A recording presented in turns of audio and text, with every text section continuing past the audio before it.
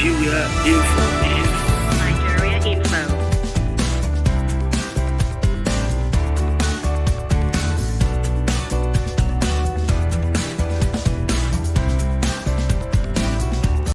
This is Nigeria Info. Feeling just fine this Monday, because here's the thing, Monday is my favorite day in the week. I know it's weird, but I always say this just to inspire you to have that positive mindset once you step into the first working day in the week. So welcome to Hard Facts for today. I hope that the cloudy and chilly weather out there is not slowing down your deliverables and your motivation for today. It's a good day to be in bed, but you have to work and earn a living, right? But no pressure whatsoever. Take things one step at a time. And I hope you've had a good time listening to us all day, from the morning crossfire to what's happening in Abuja, the sunny side. And right now I'm here. I'll be here up until 7 o'clock. We're going to have various conversations because, listen, there's so much happening in Nigeria, and it's important that we talk about it. Yeah, I mean, talking just helps you ease that tension or pressure that everyone might be, not everyone, a handful of Nigerians are currently going through right now. My name is Itodo, and as always, I'm happy to be here riding solo. The Oracle is on leave, so yeah, I'm going to be by myself today. But I've got a guest.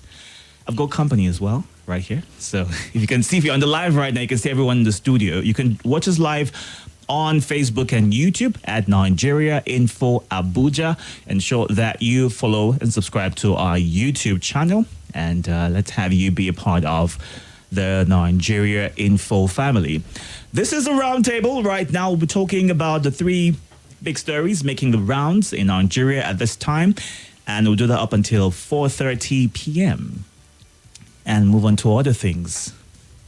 And at 6 o'clock, it'll be time for Eyewitness Report, where you get to tell me how your day has been, your situation update, and various things that you've noticed on this very interesting and cloudy Monday. Salisu Abdulai is here. He's no stranger. He's been here a couple of times. He's a journalist and editor at Page 36. Welcome to you. Thank you, man. It's good to be back here. How was your weekend? I don't want the generic answer off. It was good. Was it really good? It was restful. Yeah, Okay. I think I rested this weekend, so it was okay, While we're still here trying to, adjust to our new normal. Yeah. Yeah, but weekend was okay. All right. And what are you looking forward to the week? With all the new developments today, Yeah. I don't know. Okay. I don't know. Speaking about new developments, let's get into something that's trending right now, and a lot of people are asking questions. I'm hoping that with Salisu Abdulai here, you'll be able to maybe give us a bit of understanding as to what this aims to achieve for the government and in terms of the development of Nigeria, because we're in debt and we're looking for various ways to raise funds for the countries. There's so much to do. There's so much to achieve. So maybe we'll be able to get an understanding as to what the government is trying to achieve. But Nigerians groan over effects of 7.5% VAT on petrol prices. This might sound like a new thing, but then the last administration mentioned this and tried to give a bit of breakdown and explanation as to what this will do and what they aim to achieve with that. So Nigerians have begun to lament the effects of the introduction of a 7.5% value-added tax on the price of premium motor spirits, otherwise known as petrol. This comes barely a month after President Bola Tinubu removed the subsidy on petrol during his inaugural speech on May 29th, raising the price of PMS from 188 naira to about 580 in different states of the Federation. Now, recall that the Minister of Finance, Budget and National Planning, Zainab Ahmed, announced that the Finance Act 2020 raised the previous 5% VAT of the country to 7.5% on commodities, including the automobile, gas, oil, and it was implemented on February 20th, 2020. But then again, the VAT exempts items such as honey, bread, cereal, cooking oils, culinary herbs, fish, flour, starch, fruits, milk, meats, poultry, milk, nuts, pulses, roots, salts, and a variety of other things in that category. Now, while other commodities have been VAT compliant, PMS was not until recently because it was being subsidized by the federal government. However, the new development has hit Nigerians hard, as many have called for an utmost review of it, especially because of the recent removal of fuel subsidies. And this goes on to raise a lot of questions in our minds. Are we going to be able to afford the new increase that comes with VAT? Because right now, a lot of people are complaining about what they have to pay. I mean, you would hear the average person say, I spent 10,000 buying fuel, and the indicator did not move. It did not change at all. It just stayed the same way, like it did from before. But before the increase, 10,000 naira worth of fuel meant a lot. And with the fuel increase, there's this constant conversation as to how it's made the average person poorer than usual, because you're spending way more than usual and your income is not able to meet up with what exactly you are spending. But let's get to you, Salisu, and maybe have you explain to us. Could you kindly move that device? Have you explain to us what the impact of this VAT means to the average Nigerian? Because recently we learned that 71 million Nigerians are extremely poor. That's apart from the 133 million. Yes, that extremely just adds to how annoying the poverty has become for those set of people. Yeah. Let's get your initial thoughts on this. So when it comes to this VAT, like you said, these were supposed to be implemented a long while, but it wasn't implemented alongside the other products. It just started being implemented because of the removal of the subsidy.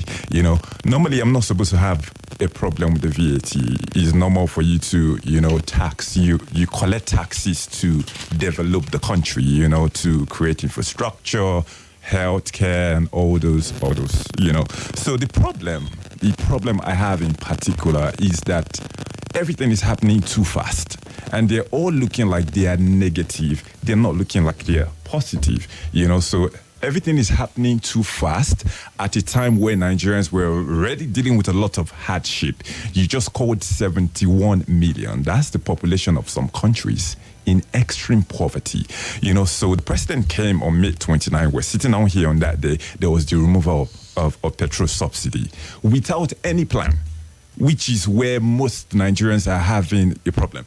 So you remove, then after you remove, the effect is so hard on the people, then you're trying to look for palliatives and trying to look for measures. But the government has promised to provide palliatives for everyone involved. As a leader, you knew you were going to do this by the time you were getting inaugurated. You don't create a problem and start looking for solutions. But hold on a second. It's not on him. The subsidy was already removed. He just merely announced it was on him because the subsidy was supposed to be removed on the end of June, not on May 29. According to, if we have to look at the budget, according to the budget for this year, it was slated to be removed at the end of June, not on May 29. So the effect of his statement on that day, even if they tried to rework it that day, they couldn't really go back. The subsidy remover came immediately with what? Increase in fuel price, which even came from the NNPC. We're not even going to dive into that as to whether they have the power to do that or not. But what I'm saying right now, there are too many things hitting Nigerians at one time. I am trying to see it from a very positive place, because they say no pain, no gain. But I cannot see the positives yet, because we're looking at people's daily survivor, so you're already dealing with the drastic, almost 300% in the price of fuel. Then they're going to add an additional 7.5% on every purchase that you buy. Have you seen the roads in Abuja recently? There are hardly cars on the road. People cannot move. People are stuck. It's emptier than usual. Yeah, and this is affecting already the prices of food and prices of other things that it's not even supposed to affect on a normal day, because what Nigerians do, once there's anything, business people take advantage of it. Because when they even remove the subsidy, some filling stations already had petrol. You bought at normal rate. But what did they do? Immediately, everybody jacked up, which was unfair. So I feel like we need more regulations, so when you are hitting these things, I think we need strict bodies to regulate. So maybe after he removed the subsidy at that point in time, there could have been a regulatory body that could have regulated the petrol stations to say, you start selling at the new price at so day. And there will be punitive measures for those that break that law. So maybe wait until the new products coming where they don't get to pay subsidy for them. But there was nothing like that. Price. So okay. everybody just took advantage. We saw there were automatic fuel scarcity at that point in time. Then people were just selling at ridiculous prices. Then the NNPC jumped in immediately and increased the prices officially, which confused me. So I'm like, what side are you on? So talking about the effect of this, I don't know, though. Like, this is really biting people hard. Although some people are suffering and smiling based on my brother is in power. But like I said, let's just be a bit hopeful because, like I said, no pain, no gain. So let's believe that something great is in the work, But I still felt like the planning could have been done better. So coming back to this 7.5% VAT, is it really necessary? Are there measures that can be taken to maybe extend it, if at all it's a necessity to be added to, for every fuel you buy, every 1 liter you pay, or whatever amount you purchase, you're going to have to pay 7.5%, which ultimately adds to the regular price at the end of the day.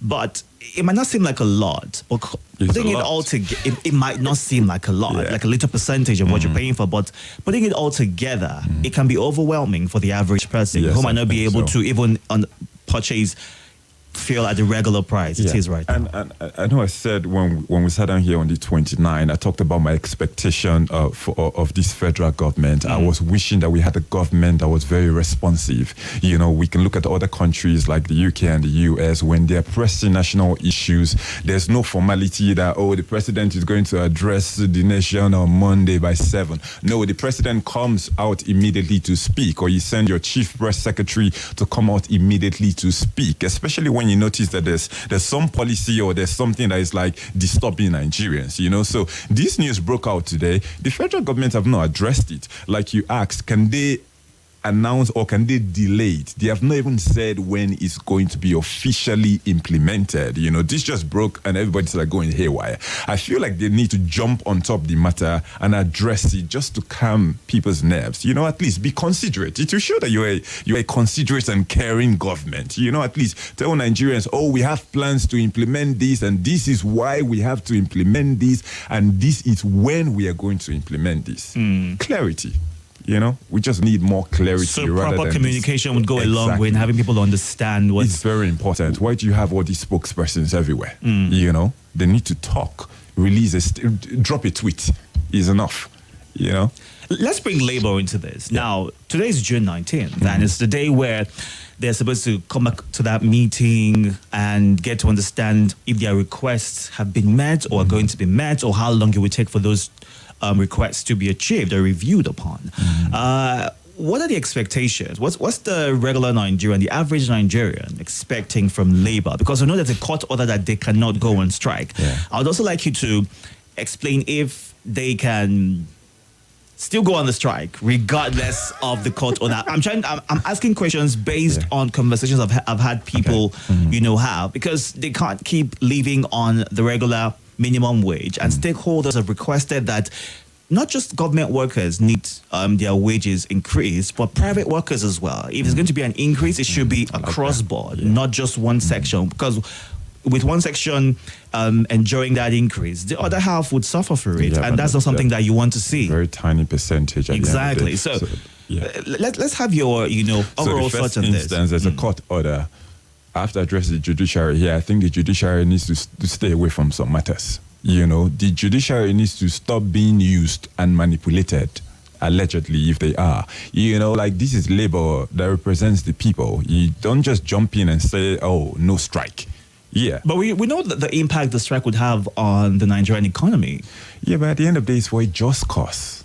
If there's no strike, it's supposed to be legal. It's under our constitution. We have the right to assemble, for a great cause. They're not rioting, they're striking. It's a way to show, to hold the hands of the government to listen to our demands. So that's fair. So asking if ASU can disobey, you can't disobey because that's going to be contempt of court. So I'm not going to encourage illegality, So but I'm hoping from the meeting today. But the problem, what are Nigerians expecting? So I'm going to speak as a Nigerian. What are we really expecting from the NLC? Nothing. I'm just saying. Why not? Hopefully, though, but based on history, there's always these talks that are they really here for the people or are they here for their pockets? So I think this is a time for the NLC to show us that we are really here for the Nigerian people, because a lot of Nigerians were very disappointed that time. They were supposed to first of all go on strike, and they went to meet with the federal government and said they were no longer striking, because even if there was a court order then, they were still insisting that they were going to go on strike. They only did not go on that strike because they had a meeting with the federal government, which they talked, and they were supposed to re-meet today, to see. But looking at the possibilities of, or the realistic possibility of granting some of those requests, I don't see it, though. While we wait for the outcome of that meeting, which is holding today, you spoke about how realistic it is, or it will be, for the demands to be met. I mean, one of those would be 200,000 minimum wage. From 30 to about 150, 200,000. Is Nigeria able to handle that at this point in time? We can't, but those governments they could not even implement the 30,000. A lot of state governments did not implement the 30,000. They gave all the excuses in the world. So how would you ask a state government that did not implement 30,000 to give you even 50? So those are the things we are looking at right now. And one of the things I observed as well throughout everything that's been happening, I've not seen anything that the federal government has announced that reflects cutting down the cost of governance. That's one thing Nigerians are really angry about this period. They are just seeing all the burden being borne by the masses. And people are asking, which one are you guys suffering? What loss are you taking? Are you taking reduction in allowances? What's happening on your own end for the ministries? Is there going to be a slash in your budgets, which you copy and paste allegedly every year? What's happening on your end? Because most of them do not feel some of these things that the public feels.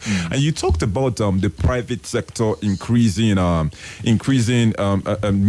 wage. Because we've heard about some banks and some companies that have maybe done at about 100% salary increase. Those are the ones that can do it, Abi. Because you cannot really force private sectors, but the government can support the private sectors. I think there were some stakeholders from the private sectors that met over the weekend, and they talked about different modalities that the federal government can come in to support the private sectors as well, because you can't just say you're going to support just civil servants. That's just a very minute amount of the population. So what effect does that really have in terms of palliatives? Because they were talking about these palliatives that the federal government is saying they want to provide for the masses to ease some of these burdens. But how are they going to reach the other people than the private sector? Even the jobless people, the unemployed.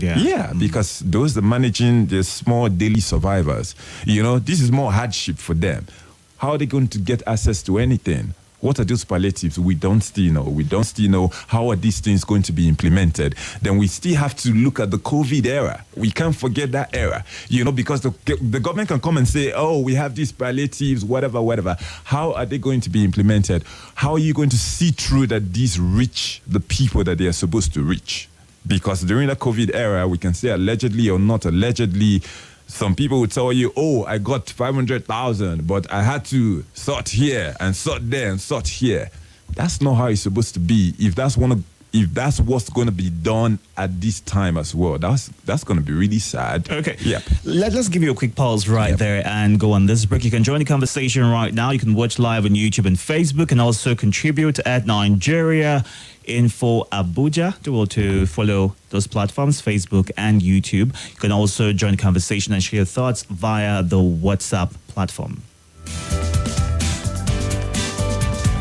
Hello, my name is Kimberly Nwachukwu. I'm the host of Hard Facts, and I bring you the biggest stories driving conversation every weekday here on 95.1 Nigeria Info Hard Fact Show. I love to get your opinion and conjectures, but the facts you cannot dispute here on Hard Facts. Join me and let's talk.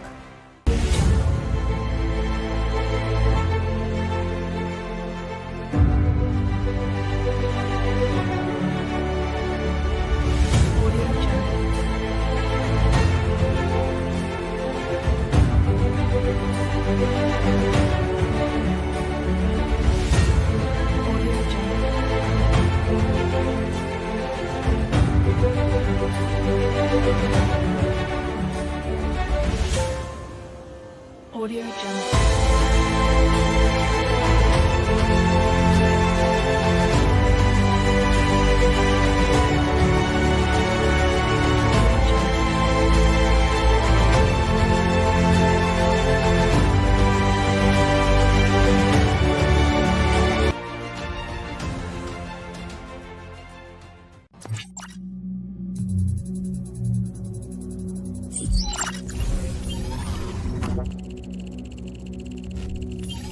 Connection established.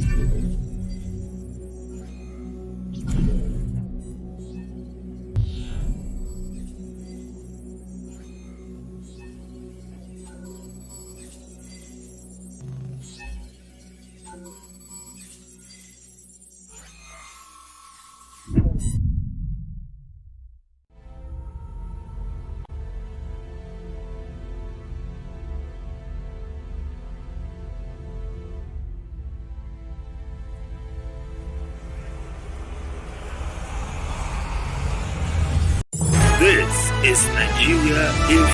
This is Nigeria Info. It's your name, your location, and go straight to what you will be sharing. All right. Welcome to you. Speaking. Yes. Good afternoon. God bless you, my brother. God bless my brother, Mr. Salisu, too. God bless you too. This is me calling. Go ahead. God bless you. On issue of subsidy, from the president to the last, they should sacrifice for Nigerians too by stopping collective salary. From the president to Senate president, former one, they are all former this, former that. What can they sacrifice for us? They are telling Nigeria to side bet. Starting our bet to the extent of the buffer of the bet has already spoiled. They should picture us. As I'm talking to you now, I'm a taxi driver. I've been carrying passengers this morning, making money, but I cannot eat. Do you know what I buy? What this man used to say? They used to breakfast with Udara. I mean, what's the name? That thing that they know. David, no. Is what Okay. I'm eating now. I cannot eat food because I will buy 14,000 elsewhere. What are we saying? They also should sacrifice. Many of them have been in National Assembly for 24 years. Former Senate President, all of you should sacrifice for us too now. Now they will see their money, they will see collect another new car. It is you and I that will see buy. Masses are suffering. We are suffering too much. Our leaders are they are too callous. I don't know why. I don't know. It's because of we are too All right, kind. today with me. And our kindness is like a foolish. Thank you. All right. Thank you very much. Let's go on to the WhatsApp platform right now. Welcome to you. Good afternoon. Good afternoon. Good afternoon. Hello, good afternoon. Welcome to you. Yeah, good afternoon. Yeah, it's Menasara calling from Asoko side. Go You ahead. see, this issue, I want to, the government is not just about palliatives alone. It's not just, the condition of living has gotten very tough. So what Labour is saying is that economic situation and the standard of living has gone very, very bad. So what the Labour is saying is that there must be increment of salaries. That one is a must. There's no way that you increase, if you look at the civil servants, they're the ones run the government. Doctors are under Labour. People in the offices are under. The government cannot work without the input of Labour. So let us not just restrict Labour to. And what I was trying to explain earlier on was that the money that they're increasing is increasing the volume of capital in the system. Because when workers can be able to spend, the ripple effect will go down to other sectors of the economies. Because other commercial areas will pick up. And civil servants, they have, like me now, I have a lot of people that I'm taking care of. This salary, I'm going to buy RAM for almost how many families? And inside my salary, I used to send a lot of money to my grandparents, to my relatives, and everything. So it's not a question of civil servants alone. One worker is a lot of umbrella of people are under him. And the money that they are going to increase for this thing is going to go around the economy. All right. And if they didn't increase the salary, if there's a strike, it's going to affect everybody. So you cannot just write off Labour just like that. All right. Thank you very much. Thank you very much for sharing your thoughts right there. Welcome to you. Are you there? Or if you can't do it, to call back. Welcome to you. Good afternoon. Good afternoon. I want to ask a question. What is your name before you ask the question you want to ask? My name is Yusuf and I'm calling from Maraba. Welcome to you. Go ahead. That the National Industrial Court has ruled that labor cannot go on strike. Is that going to be the beginning and the end? Have they appealed so far? Just want to know. Thank you. All right. Welcome to you. Hello. Good afternoon, sir. Good afternoon. Yeah, my name is Okechukwu. Go ahead, Okechukwu. All right. I greet Salasi. Not Salasi, the taxi driver that spoke earlier. Adewumi. Those Adewumi, God bless you. Those people, those are our leaders. All of them, former governor, former senator, former this, former that. We are still where we are. They should help us sacrifice their salaries, sacrifice their allowances. We are here I am. I'm doing my business. I have got it for 12 years ago. I have not laid my hand on any job. I am struggling to survive, and they are still making life difficult for us. What kind of life is this in Nigeria? They should sacrifice for us and help us. We must. Thank you all. All right, thank you. Now, speaking about former governors, we have a number of them in the 10th Senate, and reports have it that there are about 14 former governors in the 10th Senate. And Serap, in a letter by its Deputy Director Kolawole Oluwadare, said, and I quote, "Your constitutional oath of office under the 7th schedule of the Constitution, as amended, requires you to publicly reject and return any pensions, promptly clarify if you have collected or are currently collecting any life pensions as former governors from your respective states, to stop collecting any pensions and return the pensions collected to the Treasury." Now, question will be, you're still holding public office, even though not as a former governor where you were entitled to these things. How can we monitor to ensure that, is there a law against them collecting? Like he quoted one where they're supposed to publicly reject any pensions. But we've seen legislations being made where former governors are entitled to various things for years after they've left office. Of what good is that? And seeing that some of them have come back to hold public office as senators right now, House of Reps, senators mostly. Where do we go from here? Because Serap is asking for them to be accountable to the monies that they have received over time. Serap, I think Serap is doing more work than the system is supposed to do. So I don't know about any law that actually prevents them from taking. I think most of those states create wherever they're going to give to their former governors. So I don't know whether there's any general federal law. So different states detect, as a former governor, this is what you're supposed to take and this is what you're supposed to get. So looking at the situation of the country, that's what I was talking about. Still, we talked about the cost of governance. What are we doing to reduce this wastage? So to say wastage, because you were a former governor, made a lot of money, you are still collecting crazy amount of money, but you are still in public service, you're in the Senate, still exposed to a lot of money. And as a human being, if the system has created this lavish kind of lifestyle for you, which human being is going to say no to it?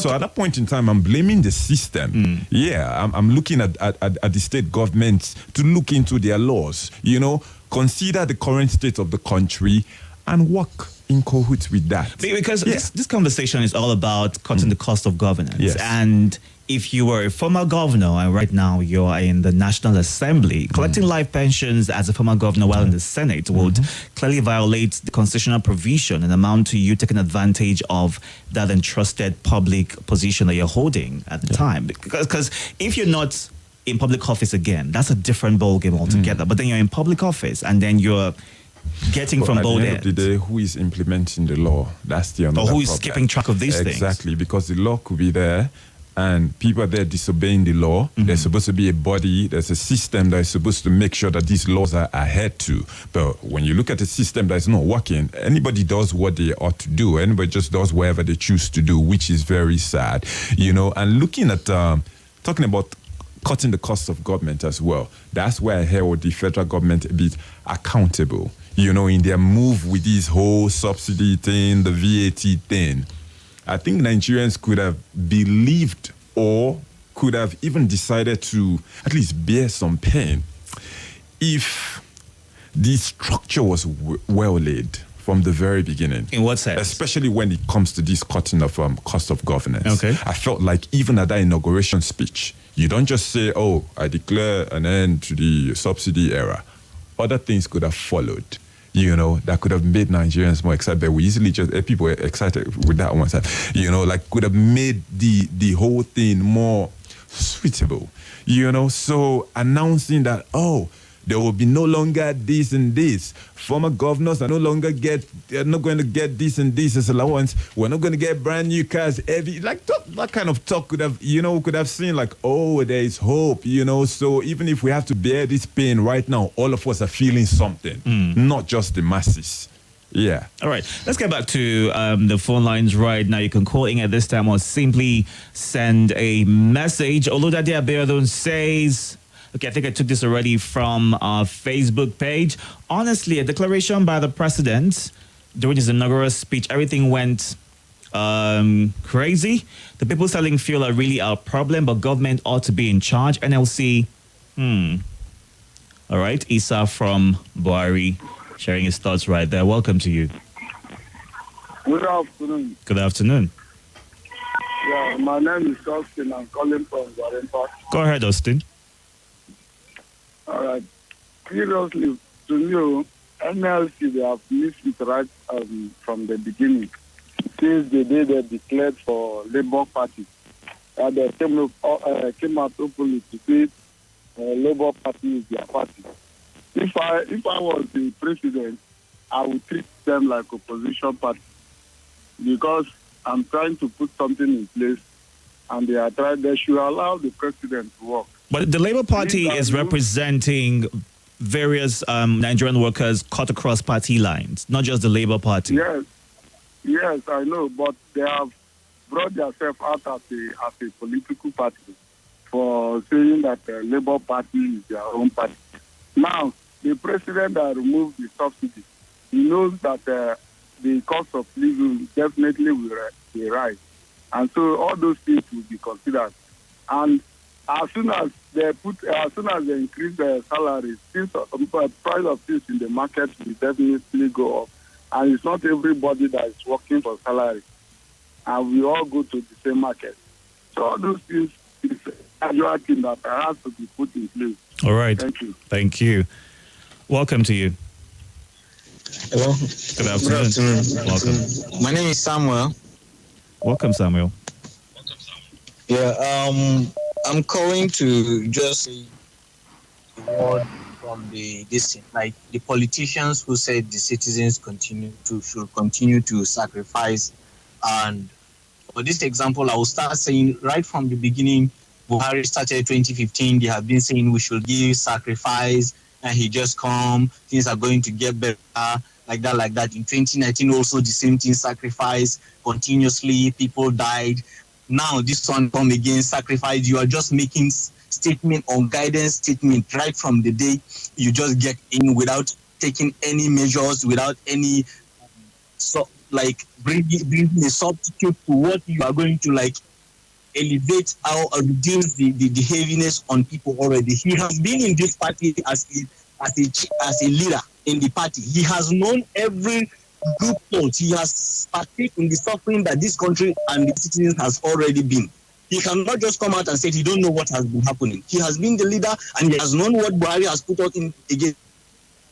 Now he is telling us to do what? People who are enjoying all rights in the federal government and in the government, they are telling the poor people to sacrifice while they are there. Just look at that kind of this. The poor people are out there. This currency change has put people in poverty. This one again has brought another one. This currency change has put people on poverty outside the law because Buhari just put his law of limiting the months for the old note to continue, while the constitution has given that the old note continue to continue to be a legal tender until when the old one has already gone and the new one circulates. But these guys continue to suffer us, and they are asking us to sacrifice. How? Is it we, the poor masses that don't have anything, that will continue to sacrifice while they enjoy? I don't understand.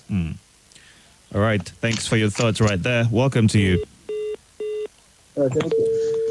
All right, to call back if you can. 0700 951 0000 08095 974869. Those are the numbers to call. You can join on WhatsApp as well. 08099930137. Let's check out the next story, shall we? Let's see where it's taking us to at this time. Yeah. It's about electricity, and there's been a lot of concern for everyone, from not having meters to having prepaid meters and having to spend more than usual every other week or every other month, depending on how frequently you purchase electricity units. But Nigerians may need to brace up for tougher times as electricity tariff is set to increase by over 40% in the coming days, a development which may eventually end all forms of energy subsidy in the country. With a monthly subsidy of about 50 billion naira still in the electricity sector owing to revenue shortfall, the tariff hike from June 1st may be another acid test for the current administration's market reform. Now, the administration has already removed subsidies on PMS and floated the naira, decisions that have complicated the price setting of the NERC, the NERC, which is Nigerian Electricity Regulatory Commission, 2022 Multi-Year Tariff Order, MYTO. Now, although the power sector players have been unable to meet the threshold of supplying at least 5,000 megawatts a year after signing contracts with NERC, NERC's current service-based tariff, SBT, was benchmarked at an average exchange rate of 441 naira to a dollar, an inflation of 16.97%. Let's not even get into what the inflation is saying right now as at May 2023, which is about 22%, slightly above 22%. That's a lot of things for the average Nigerian to handle right now. And you know the saying of Nigerians being the strongest people, we're able to readjust. I don't know if that's a good or bad thing. I'm trying to understand it, because the fact that you keep pushing your pain in there, one day you explode. Yeah. And because I was thinking right now, I hope with all that we are getting too many at a time doesn't start pushing people into suicide. Because whether we like it or not, we talked about 71 million in extreme poverty. So now we're talking about 40% increase. Normally, this is supposed to be reviewed. It's supposed to be reviewed. It's reviewed every now and again, yes. Yeah, but I was looking at 40%. Is that what's supposed to be reviewed? So why is it 40 at this time? We're dealing with subsidy removal. We're dealing with the 7.5 VAT on petrol. Then we have 40% here again. I think all of this boils down to communication, being able to explain to those who put you there that this is the reason why we are doing this. Then must you do it now? That's what I'm thinking. I'm thinking about the timing as well. So even if you have to do this increase for a good reason, a very fantastic reason, must it be now? Can we not plan this out? I feel like they're just too much happening at one time. So what if the benefits would be mind-blowing, would be good enough at the end? You talked about communication, yeah? Nobody has told anybody about any benefit. We have just heard that there will be more money to do infrastructure. Are we going to eat infrastructure? If you don't have light in your house, you're not certain what the minimum wage even is yet. I feel like the timing, these things could have been laid down out. Even if you still spread it out, we can still enjoy the benefits. I feel like too many things are happening at the same time.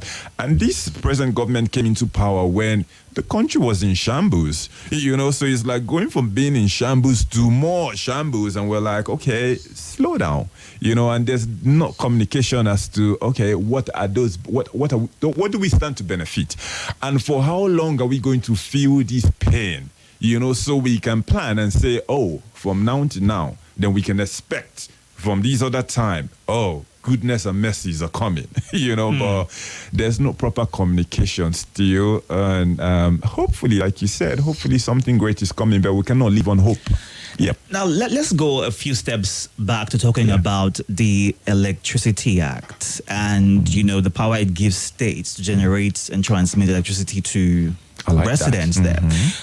Would it have been better off to wait until that's got full implementation, wherein we have more competition, and that would in itself reduce the pricing of what the average Nigerian has to pay for power? Then this is done, and you barely feel the effect, because if A doesn't serve you good enough, you have the option of B, and you can easily just migrate to that option. Like we have telecoms right now. If you're using A, it's not giving you good network, no good provisions. You just move to B, and you're good to go. And that Electricity Act, to me, was the most fantastic bill, in my opinion, that the president has signed. But we have to give it time for it to come into full effect. It's not something that we just sign the bill. So if you're thinking about investing in power or energy or electricity generation, it's going to take time for you to set up. Just like when we got the network providers, then, we had just MTN at the beginning, and their tariffs were very high. Then with time, as the years others came in, there was competition. Everything dropped down drastically at some point. Great thing about the power sector or this Electricity Act, but it's really going to take time. And like you said, they could have waited a bit further. That's still looking at the timing, to implement this 40% increase that we're expecting at the 1st of July. Right now. That's a few days from now. That's very few days from now, because right now, realistically speaking, forget all these. When you buy power, you have to regulate some things in your house, the ACs. Even with the regulation with what we have now. Even the regulation, because you buy 20,000 and you're hoping, Lord, let this last for 3 weeks. Maybe that week something weird just happens. Power is constant, and you start hearing the meter beeping, and it beeps and pisses you off. Yeah, so and you have to do recharge. Something about it. Yeah, So those are the real effects. So imagine a 40% increase. And I wonder what that means for those without meters, because a handful of people are still trying to get meters. What would that mean for them? Would it mean the estimated billing would also increase? Definitely. And what would the increase look like? I think they should just calculate 40% of whatever they're getting right now and prepare for it. 40% is a lot. That's what Let's I'm be really saying, honest right now. That's what I'm saying. It's easy for us to talk about it and laugh about it. That's why I say some of us are I'm not laughing. I'm just having the conversation. Some of us are actually, when you read the comments, there's some people still hailing these policies or these things. And in my mind, I'm like, are you no more Nigerian like us, or are you just supporting? At least let's critically look at stuff, not just look at it from a sentimental point of view. Let's look at it critically, because we're all going to feel the heat when you go inside your house, where nobody is looking at you, whether you belong to this party or that party. You are buying light, you are buying fuel, you are feeling this heat. Now, in December, before the last increase, I was advised to buy more units. I'm like, where do I get the money to buy more units from? But right now, I'm to prepare for the future. Right now, I'm wishing I actually did, because maybe it would have lasted me the whole year if I had bought in bulk at that time, or maybe not. You never know with these things. So it's important that we get a bit of breakdown and communication to understand. One that you said, though. So even if you had bought, because there's one thing, there are two things here. Sometimes you spend a certain amount of money to buy the units, you get a certain amount of units. Then there's the consumption of the units, so you can have a particular amount of units and it just runs so quickly. So we don't talk about that part. Imagine just going through your house and this light is on. No, turn this light off. Can't you see in the daytime? Why is this light? That could be a good, because everything has a good side and a bad side. We are used to wastage in this country. You can be on a phone call in the UK while you're waiting on the phone. They start advising you. Remember to switch off the switch or the socket, or to turn off the lights in the room so you're not using. But here in Nigeria, you can just switch on the AC or leave all your sockets on. Maybe this will make us manage more properly. Well, anyone who uses prepaid meter right now, leaves their AC on. We need to find you and have a conversation. Their visitors do. Let's get back to the phone lines right now and get more of your thoughts and reactions to our last story, our previous story rather. 0700 951 0000. You can also call 080 95974869. Welcome to you. Hello. Hello again.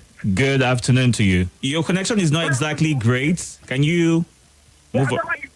Yes, welcome to you. I'm so loud. You know, there was the time I came home and I told my daughter on the bank. Salisu, I'm having a hard time hearing you. Do you want to call back? Let me let you go so you can call back and we can hear that story you're about to share with us, okay? Welcome to you. Hello. Yes, welcome. This is Valentiano. Good afternoon. Okay, good afternoon. Well, first of all, I would say from this last story of the electricity bidding, I had this problem, on who regulates the price per unit. And we might think that it is a welcome idea, but I don't think it is, because this 40%, if you look at it, it is in relation to the dollar increase. That is my own opinion. I've not done the maths yet, but it has a link to the dollar increase, because the dollar is selling at 600 and something or 588 according to the CPN. Now, if you check the value of that, put it into what you have been paying now, because 1,000 naira gives you about 13 to 16 units. If you put it now, you will get a 40% increase. So that is what they want us to understand and they want us to know. So whether states are allowed to do the project of creating power, what mechanism are they going to use? If they want to use solar, who regulates the prices of solar? And I was in Plateau State recently, in Jos, the capital city, and I found out that they have like three, we have this standby, Gen and NEPA, right? But they have it three. I think there's a private company that, gives light in the city of Jos. I don't know their name. But they are charging higher, but their light is constant. Their light is even more constant than the NEPA over there, the AEDC over there. So if they want to do it, who regulates that singular unit? Who regulates it? That's my problem. It's a good idea. If they can regulate it and regulate it according to the naira, not target to the dollar, then we are good. All right. Like the PMS thing, like also the PMS, the whole public servants should relinquish their allowances because they don't need it. All right. They don't need it. Thank you. All right, Bella. Thank you for your thoughts right there. Welcome to you. Good afternoon.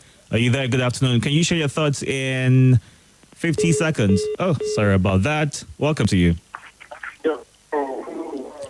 I can barely hear you. Hello. Your connection is not exactly great. If you can, do it, call a different number or call the WhatsApp line so we can hear you clearly. Sorry about that. Welcome to you. Hello. Yes. Hi to you. Good afternoon. How are you? I'm very well, Good thank afternoon. you. Can you share your thoughts in 30 seconds? Can you work with that? Wow. We need to go on a break. Or would you hold on? Which would you do? Okay, I can hold on. All right, let's have you start. Go ahead. Okay, yeah, ITO, thank you very much for the opportunity, and I greet our guests as well. And then, ever since I've been, I commend the new administration, despite the fact I don't support them with all the actions they have been taking and everything. But in all this action they are taking, ITO, my question is, which of them is going to make the people enjoy? Because everything is for the citizens to enjoy. All right, let me pause you right there. Go on this break. When we come back, we'll have you finish your thoughts. All right? Okay. On your number one.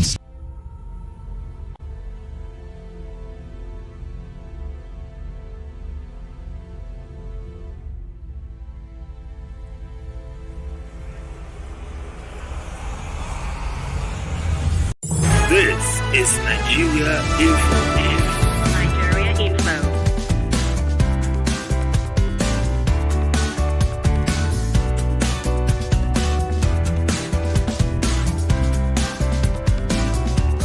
This is Nigeria Info.